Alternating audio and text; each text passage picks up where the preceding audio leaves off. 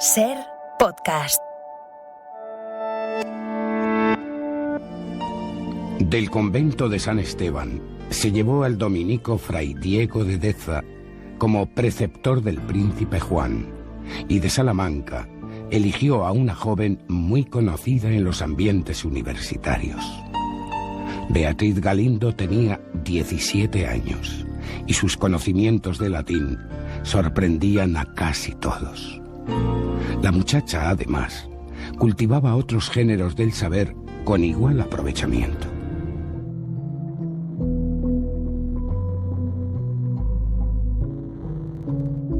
Comenzamos este nuevo bloque de Ser Historia y lo hacemos escuchando una vez más un fragmento de ese programa documental de la serie de televisión española Mujeres en la Historia de Teresa Álvarez. Es el programa que se dedicaba a Beatriz Galindo, la latina. Recordaréis, los seguidores de Ser Historia, que hace pocos meses dedicamos precisamente un cronovisor, Jesús Callejo y yo, a esta figura. ¿Y cuál fue mi sorpresa? Iba a decir, no, mi sorpresa no, realmente muchas veces cometemos errores, y es de bueno, a mí me parece muy enriquecedor que los propios oyentes sean quienes nos corrijan y que nos abran un poco los ojos a la realidad, ¿no? A los pocos días recibí un correo de nuestra invitada, Ana Carabias Torres, profesora de Historia Moderna de la Universidad de Salamanca, la universidad donde supuestamente había sido profesora también y había estudiado. Ahora veremos un poco toda esa historia. Beatriz Galindo, corrigiéndome en algunos errores que quizás están muy asentados, ¿no?, en la cultura popular, pero que absolutamente nada tienen que ver con la realidad. Ana Carabias, bienvenida a Ser Historia. Saludos, bien hallado. Fíjate, te lo decía ahora a micrófono cerrado. Muchísimas gracias por ese correo que enviaste tan educado, tan atento y sobre todo pues aportando datos, ¿no? Que hay gente que dices, yo lo sé por otros compañeros, ¿no? No les gusta que les corrijan, o ¿cómo que no? O sea, si has cometido un error, ¿por qué no vas a poder corregir, ¿no? A mí me parece de lo más humano, ¿no? La figura de Beatriz Galindo, con ese apodo de la latina, es pues uno de los iconos, ¿no?, también del feminismo y de la historia de las mujeres a caballo entre ese siglo XV y XVI. Recordemos que nació en Salamanca en el año 1465 y falleció en Madrid en 1535. Ella nació en el seno de una familia hidalga, es decir, una familia más o menos de clase media.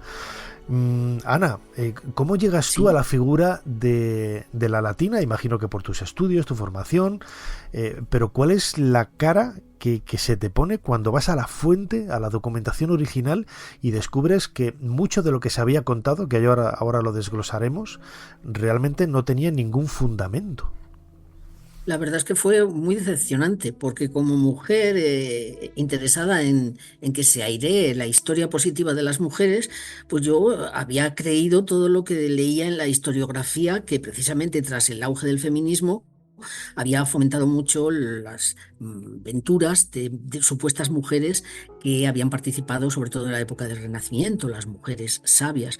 Y yo llegué a esto por mí misma cuando me di cuenta de que la documentación que había en la casa de la reina, en la que el tesorero de Isabel la Católica, que tenía una meticulosa capacidad de apuntar todo, pues decía que Beatriz Galindo había sido una criada, una moza de cámara. Pero claro, el concepto de criado es muy relativo, porque un ministro puede ser un criado de la monarquía en esta época. Entonces empecé a fijarme bien en una serie de cosas y me di cuenta de que el salario determina claramente la importancia que una persona tiene en una institución, y que el salario que recibía Beatriz Galindo desde 1486, en que está en la corte, hasta 1504, en que supuestamente muere la reina y ella deja de estar en la corte, pues era un salario de criada, era un salario muy bajo en relación a lo que eran los maestros. Y bueno, volví al asunto porque hubo un proyecto por parte del Ayuntamiento de Salamanca y de la Universidad de Salamanca de solicitar al gobierno permiso para poner en la Plaza Mayor sendos medallones a Beatriz Galindo y a Luisa de Medrano en función de sus méritos. La primera como maestra de la reina, una chica joven maestra de una monarca, y la segunda como primera catedrática de la universidad en el mundo, en 1508. Y entonces yo no quería firmar este documento porque nadie lo queríamos firmar, ¿no? Pero vino el presidente, el que es la persona más importante en cuestión de patrimonio de la Junta de Castilla y León, Adolfo Domínguez, a mi despacho y me pidió por favor que redactara ese informe, aunque yo me quejaba de que iba a ser atacada por gente de mi propia universidad y todas las feministas. Al final lo publiqué y después de un tiempo me di cuenta de que había que volver a explicar más, con mayor precisión, cómo una chica que había sido una simple criada, al final había sido tan importante creando tal cantidad de instituciones de caridad, de una inversión económica absolutamente lejana a las posibilidades de una maestra.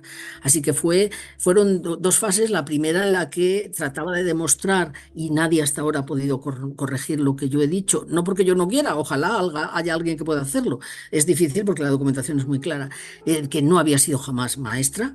Y la segunda, el por qué ha sido tan importante a pesar de que fue una humilde criada. Claro, quizás el error nace, ¿no?, a partir de un... esto es real, un documento, ¿no? Hay un libro de Gonzalo Fernández de Oviedo del siglo XVI. Sí, Voy a leer sí. textualmente. Dice: muy grande, gramática y honesta y virtuosa doncella hidalga, y la reina católica, informada de esto, deseando aprender la lengua latina, envió por ella y enseñó a la reina latín.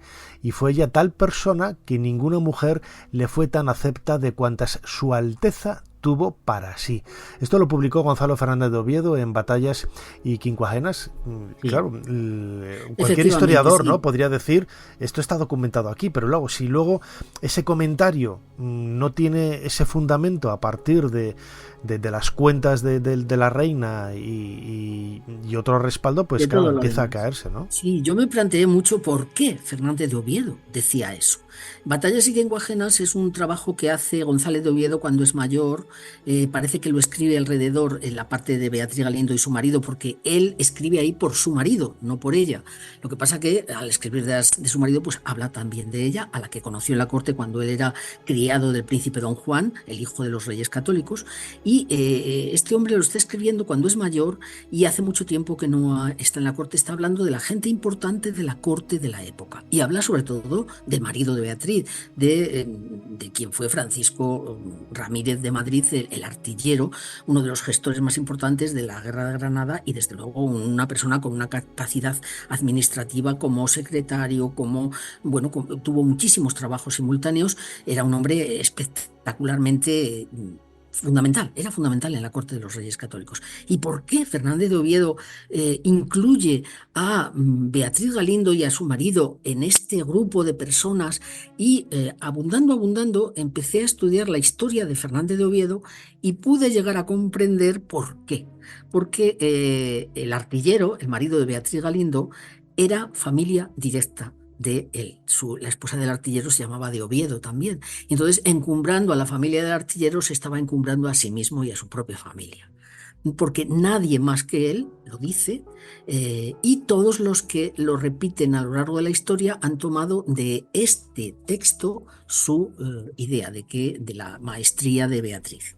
Pero claro, no hay otro documento donde diga nada de nada. Fernández de Oviedo es el único, lo dice único, tanto ¿no?, en Batallas y Quincuagenas como en el libro de la Cámara Real, que son obras que él escribe hablando de la corte que él conoció cuando era criado, tenía 19 años cuando murió el príncipe, cuando era criado del príncipe Don Juan.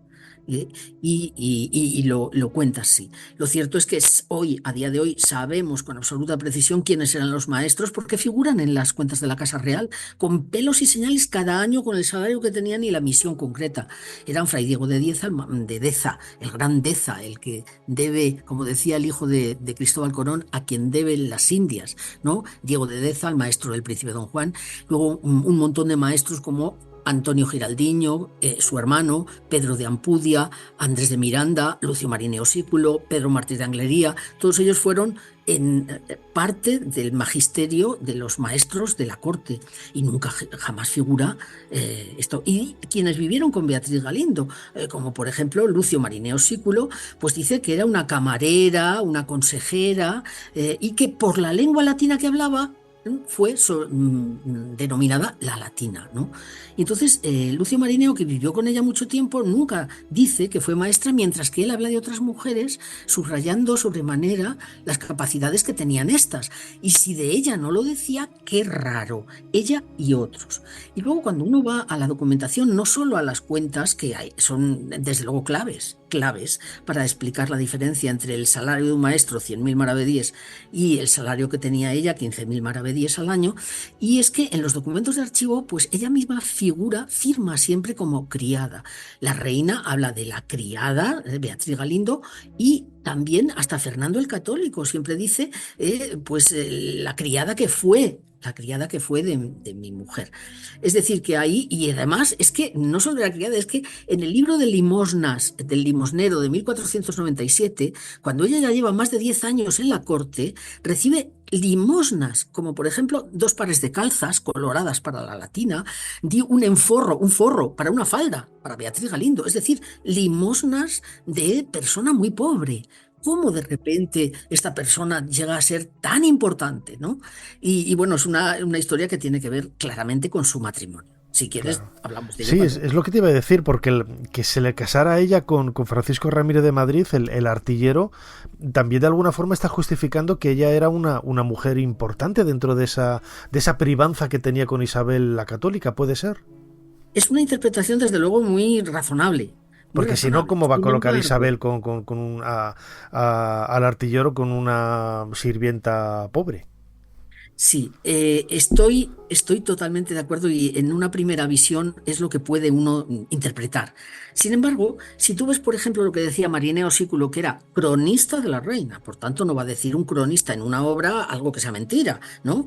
Y dice que la reina amaba en tal manera al rey, su marido, que andaba sobre aviso con celos, a ver si amaba a otra, y si sentía o miraba que a alguna dama de su casa con señal de amores, con mucha prudencia la reina buscaba medios y maneras para despedir a aquella tal persona de su casa con mucha honra y mucho provecho. Y esto lo dice Marineo Sículo, y es realmente lo que parece que ocurrió. No hay ningún dato fehaciente que podamos ofrecer para decir que ella estaba embarazada del rey Fernando. Sin embargo, cuando uno analiza qué ocurre cuando muere su marido en la guerra en el año 1501 y ve que el testamento que ha firmado el marido no tiene nada que ver con los intereses que ella deseaba, y empieza a ir judicialmente contra el testamento de su marido, el rey hace algo absolutamente sorprendente, y es que concede un montón de gracias y privilegios a Beatriz que nunca nadie había concedido. Por ejemplo, le concede la avocación ante el Consejo Real de todas las causas judiciales. ¿Qué es esto? Pues que todas las causas judiciales en las que estuviera implicada Beatriz Galindo las juzgaba él. Por eso ganó todos los pleitos. Las juzgaba el Consejo Real, que era el propio rey, ¿no? Y luego le adjudicó un montón de dinero que no adjudicaba. Y bueno, en esto parece que cabe sospechar con mucho peso en la sospecha que Fernando el Católico era el padre, perdón, del primer hijo de Beatriz, porque Fernando hizo con él lo que Josep Pérez explica de todos los hijos ilegítimos de Fernando el Católico, que les pone su nombre, les apadrina, y cuando muere el padre de figurar, el marido de Beatriz Galindo, pues le da una cantidad de privilegios, de concesiones, por ejemplo, de hidalguía, y le hace, por ejemplo, a un niño de 8 años, que era en la muerte del padre, pues que era al presunto hijo de Fernando el Católico le concede los cargos de alcaide del Prado, alcalde de Salobreña con un salario de 250.000 maravedíes, cuando la madre ganaba 15.000, ¿no? El título de comendador de la Orden de Santiago a un niño de 8 años. Y sin embargo, al otro hijo de Beatriz no le concede este tipo de privilegios. Parece todo estar en la línea de que la reina despidió a la joven porque había amores entre Fernando el Católico y ella. Y la prueba de esto es que la supuesta amistad que había entre la reina y ella se convirtió en verdadero odio manifiesto, en que tenemos documentos en que sabemos que cuando muere el marido y ella vuelve a la corte porque ha seguido cobrando el salario de criada durante todo el tiempo que estuvo casada con el artillero, pues cuando vuelve a la corte a la muerte de su marido, la reina la maltrata. ¿En qué sentido? Beatriz consigue desde el punto de vista judicial el triunfo de todas las reclamaciones, y de golpe ella se encuentra con más de 6 millones de maravedíes de la herencia de su marido que pasan a ella, y hasta le presta al rey 1.200.000 maravedíes, ¿no? Eso es muchísimo dinero, Es una barbaridad de rica. dinero. Sí, La reina la encarga como criada que vaya con unas mulas llevando trastos de Sevilla a Béjar, de Béjar a Medina del Campo, y le paga un salario de porquería, cuando Beatriz en ese momento tenía no solo criados, sino hasta esclavos, un montón de esclavos, con lo cual está claro que la reina estaba tratando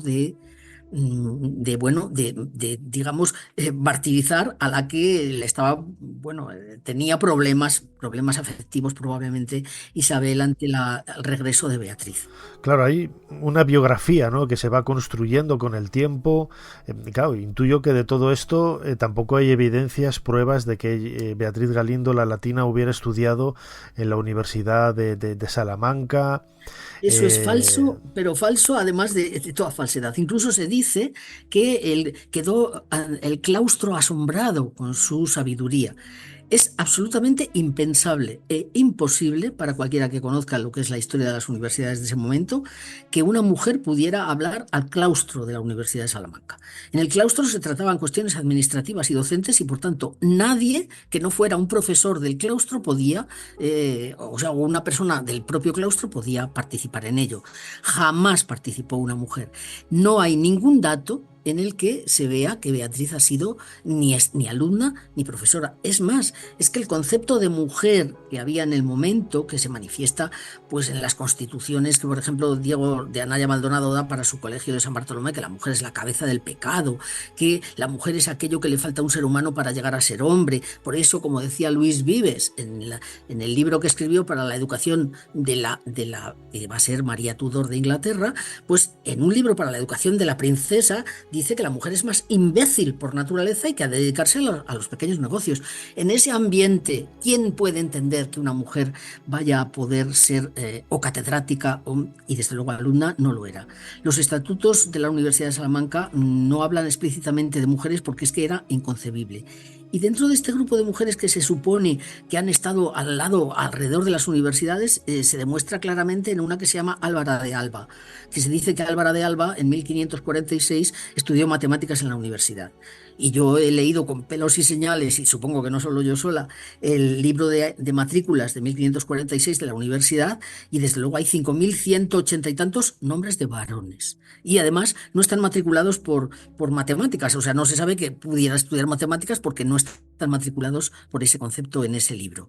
Es decir, que es falso, es un mito que Pedro Martín Baños... También, Ana, que es un mito tanto esa formación en la Universidad de Salamanca, sino también esas obras que no se han conservado, pero que también la tradición se le han atribuido a Beatriz Galindo, porque se dice que escribió poemas. Sí. Es que, igual que se dice que incluso llegó a ser catedrática de no sé qué, y luego catedrática de no sé cuál, y profesora de no sé qué, pues dice... Porras Arboledas, en mi opinión con muy sano juicio, que no habrá nadie que pueda demostrar que el único conocimiento que tenía Beatriz Galindo es que sabía hablar latín. No hay ni un... O sea, ¿qué escribió? ¿Comentario? ¿Dónde? ¿Quién lo dice? ¿Dónde está? Ni siquiera Fernández de Oviedo lo dice. Es decir, han sido añadidos que se han hecho atribuyendo a unos los méritos de otros, y por el hecho de que ha habido mucho interés en revitalizar la historia femenina, que me parece que hay que revitalizarla, pero conviene que sea con datos ciertos y no con datos falsos. Bueno, a este nivel te puedo comentar que yo cuando veía que se repetían las cosas y se repetían, a pesar de que habíamos publicado y ya en la historia moderna de España ya era bastante conocido e incuestionable, por lo menos hasta hoy día, esta cuestión, pues seguía habiendo hasta en la página de los archivos españoles. En la página de Pares aparecía maestra de la reina Isabel la Católica, y yo en los comentarios escribí: miren, quizá ustedes que son los archivos puedan ir a los legajos tal, y verán. Entonces, para mi sorpresa, me escribieron a las 24 horas: lo vamos a estudiar. Y dije: uy, leen los comentarios. Sí. Pero es que me escribió a las 48 horas una persona con redirección al director general de archivos, que en ese momento era un hombre, y decía: hemos cambiado el contenido de la página web. Es decir, es que cualquiera que se asome realmente a la documentación lo ve clarísimo. Pero claro, si hay una tradición en la que te dicen una cosa, tú te lo crees. Es muy difícil ir contra ello. Sí. Grosso modo, sin que suene muy fuerte ni despectivo, Beatriz Galindo sí que podríamos decir que era la mujer de. Es decir, porque realmente quien tenía el valor, la importancia, más allá de lo que ella pudiera hacer, pero si no hubiera sido por Francisco Ramírez de Madrid, ella no hubiera sido absolutamente nada, ni hubiera trascendido nada. No hubiera trascendido nada, es evidente, ¿no? Es que Francisco Ramírez de Madrid ha sido mucho. Ha sido mucho, ¿eh? Es que ya nació, pues creció en la corte de Enrique IV, participó en la Guerra de Sucesión a favor de Isabel la Católica, por eso tuvo mayores posibilidades de encumbramiento, fue general de artillería de la Guerra de Granada, pero es que además era escribano de Segovia, después fue el maestro de las órdenes de Santiago, contador de Alcántara, alcaide de Toledo, capitán general de artillería, secretario de la monarquía durante mucho tiempo, regidor de Madrid, del Consejo Real. Es decir, era una persona que aunaba los cargos y responsabilidades militares con cargos y responsabilidades administrativos. Y además, como él dice, un obrero, porque las atarazanas de Sevilla las construía él. Es decir, era un hombre completísimo que se enriqueció muchísimo. Y de hecho, de ese enriquecimiento increíble que todos los artilleros de la Guerra de Granada pudieron materializar, porque Fernando el Católico dio la orden de que los artilleros tuvieran privilegios a la hora de quedarse con bienes, y porque cuando se expulsó a los judíos, por ejemplo, pues Francisco Ramírez se aprovechó comprando a muy, muy bajo precio, y él tenía remordimientos, en el testamento lo plasma, tenía remordimientos porque había comprado a los judíos o a moriscos casas, inmuebles y bienes a precios irrisorios.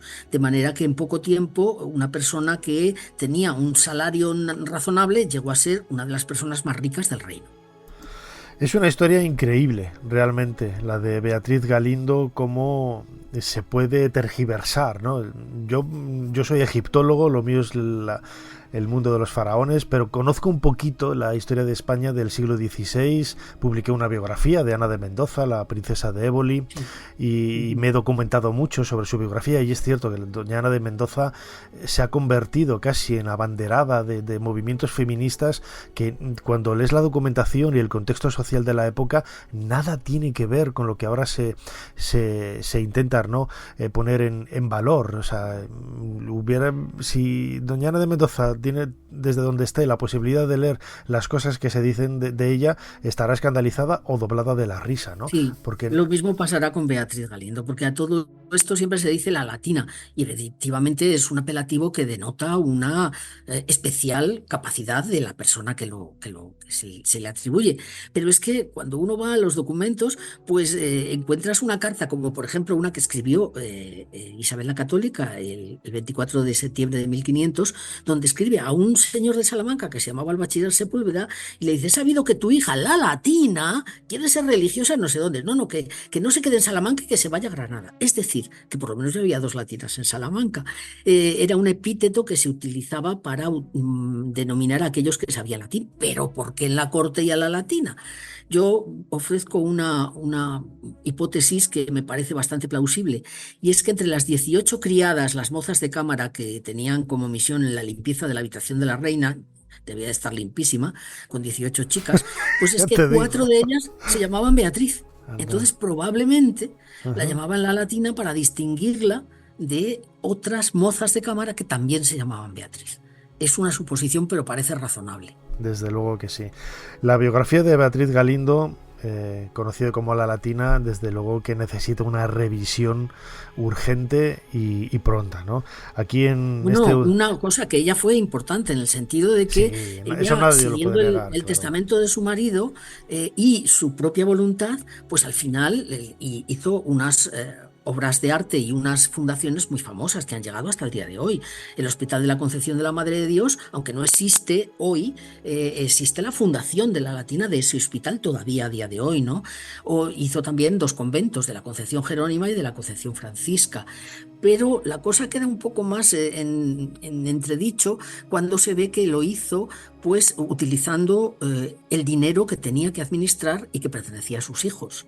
Con lo cual, pues los hijos mantuvieron pleitos contra la madre durante toda la vida por la posesión de los bienes y cuando los hijos murieron, que desafortunadamente para ella los vio morir, pues las nueras continuaron hasta que ella misma, Beatriz Galindo, murió.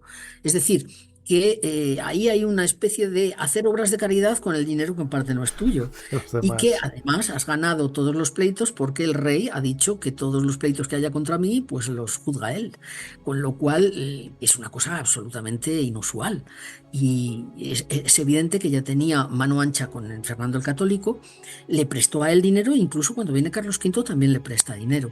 Es decir, ella era una persona muy cercana a la corte porque tuvo la gran suerte de que es que cuando ella volvió a la corte como viuda, pues va a morir la reina en 1504, con lo cual se quita al enemigo que le podría haber surgido tras la condición de viuda a la que llegó.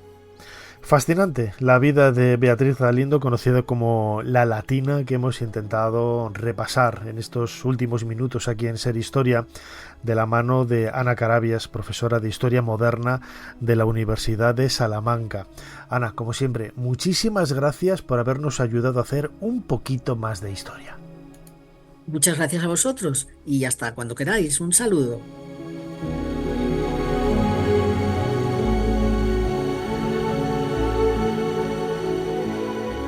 Suscríbete a Ser Historia. Todos los episodios y contenidos adicionales en la app de Cadena Ser y en nuestros canales de Apple Podcast, Spotify, iVoox, Google Podcast y YouTube. Escúchanos en directo en la Ser los domingos a la 1:30 de la madrugada. Cadena Ser. La radio.